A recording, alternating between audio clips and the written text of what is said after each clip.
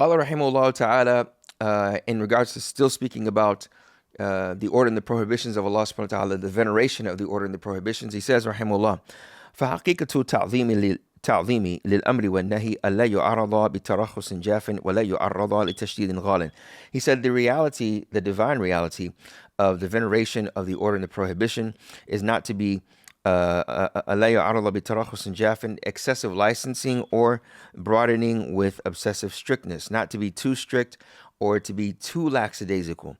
He said فإن المقصود هو الصراط المستقيم الموصل إلى الله عز وجل بسالكه.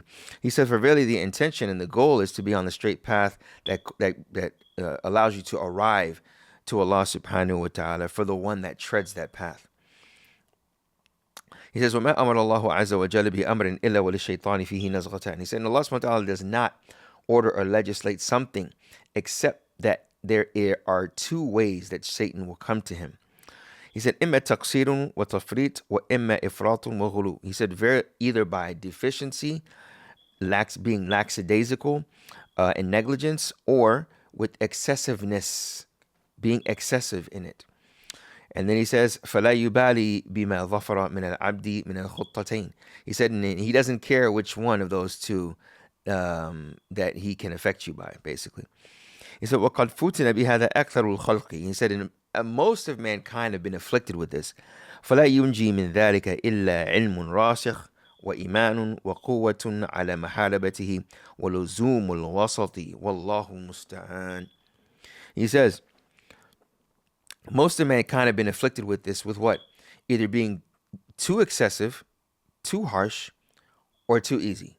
Most of mankind falls into one of these two, instead of the middle course. And then he says here, وَلَا يُنْجِي مِنْ ذَلِكَ إِلَّا الْعِلْمِ. Now he's about to say 4 things that will save the individual from being too easy, lackadaisical, not taking it seriously, or not prioritizing it, or being too harsh, going too far, not applying it appropriately, not in a conducive fashion, pushing people away from him or her because of their method of implementation that may not be from the sunnah. The Prophet ﷺ, when he was approached by, the men that said, they're verily, I'm going to fast and not break my fast, and I'm not going to be intimate with women, and then I will pray, all the depths of the night. The Prophet ﷺ said, Man raghiba an sunnati falaysa minni. Whoever desires other than my sunnah, then they are not from me. Although they may have the right intention, there was a level of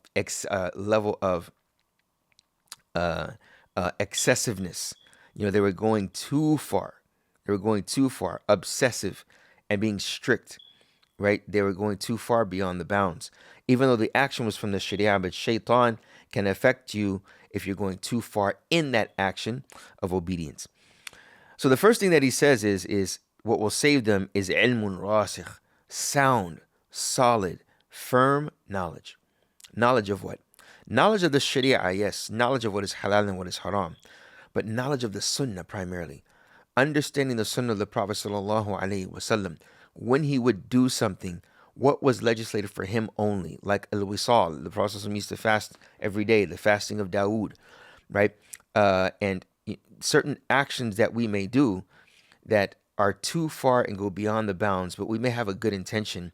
But the Prophet ﷺ also said, mah, ya ayyuhan nas, mah alaykum ma tutiqun. He said, oh mankind, take it easy.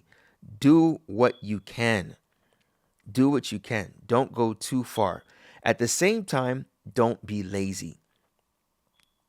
Don't be lazy in practicing it. Don't delay your prayer to the end of its time. Don't delay all of your prayers to the end of the day.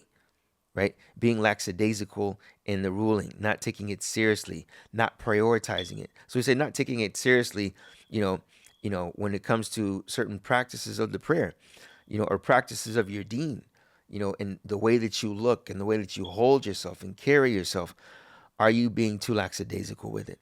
Are you doing things that your culture may see as cool, or they may see it as civilized? But in reality, one could practice the sunnah in that regard, and they leave it off because they may feel that there's a level of embarrassment, or they may do it because they're just lazy, or they don't take it seriously, or it is not a priority in their life. It is something that is extra. And the ilmun rasikh is that which will save you when you have knowledge of Allah, knowing His names and attributes, and then have knowledge of the Prophet ﷺ in regards to how to implement and embody the knowledge of those aims and attributes. And he said, "What iman? Iman is the second one. Faith, knowing Allah subhanahu wa ta'ala, doing it, it's qawlun bil lisan wal amalu bil arkan, statement of the tongue and actions of the limbs, and they concur with one another. Rather, one is the seed, and from that emanates everything else."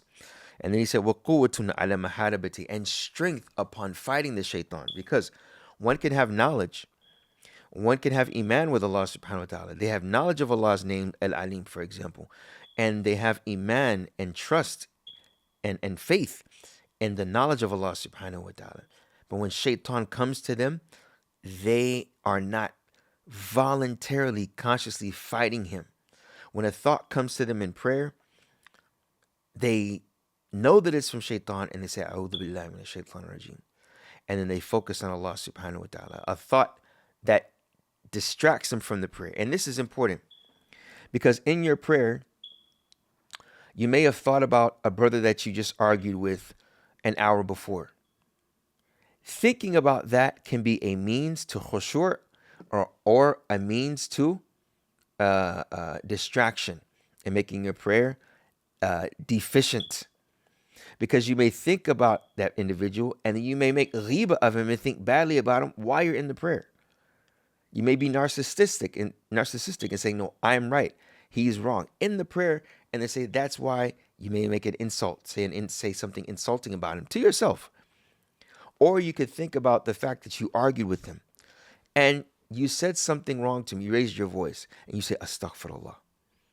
You still think that you're right, but you said astaghfirullah because you know it wasn't the right way to act and the way to carry yourself.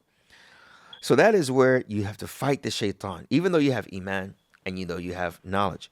And then he said, "Waluzum al-wasat," and this is important, the fourth thing, and being diligent in having allegiance to the middle path. The sirat al-mustaqim, the middle path, not being too lazy nor being too harsh, the middle path in actions of worship. So again, it is the knowledge, it is the iman, it is the fighting the shaitan, and being on the middle path. May Allah subhanahu wa ta'ala make us those that stay on the middle path with the knowledge that we have of Allah subhanahu wa ta'ala, and follow the order and the prohibitions to the best of our ability. مَنْ يَسْتَبِعُونَ الْقَوْلَ وَيَتَّبِعُونَ أَحْسَنَهُ, those that listen to the statement and that follow it to the best of their ability. May Allah subhanahu wa ta'ala bless all of us. Assalamu alaikum wa rahmatullahi wa barakatuh.